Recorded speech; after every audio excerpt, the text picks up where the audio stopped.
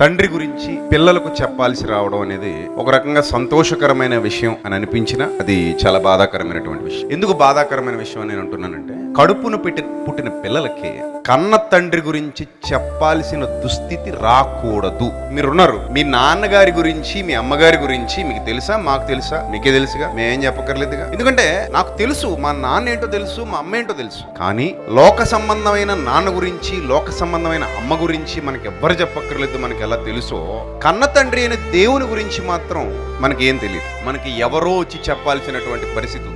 ఈ దుస్థితి ఏ తండ్రికి రాకూడదు. నా పిల్లలకు నా గురించి తెలియాలి, నా పిల్లలకు నా గురించి వివరించండి అనేటువంటిది ఒక రకంగా దుస్థితి. అది సర్వ ప్రపంచం దేవునికి కలిగేలా చేసింది. అంటే మనిషి దేవుని గురించి మర్చిపోవడం వల్ల, మనిషి దేవుని గురించి సరిగా తెలుసుకోకపోవటం వల్ల, మనిషి దేవుని మనసు ఎరుగకపోవటం వల్ల, ఆ వైఫల్యం కారణంగా దేవుని గూర్చినటువంటి సువార్త మనుషులకు దేవుడు కొందరిని ఏర్పరుచుకుని వారి ద్వారా తెలియజేయాల్సినటువంటి పరిస్థితి దేవునికి ఏర్పడింది. అదే సువార్తకు మూలం. అంతే. ఈ పరిస్థితి కల్పించింది ఎవరంటే ఆయన స్వరూపంలో, ఆయన పోలికలో చేయబడినటువంటి ఆయన పిల్లలు. ఇది పచ్చి నిజం.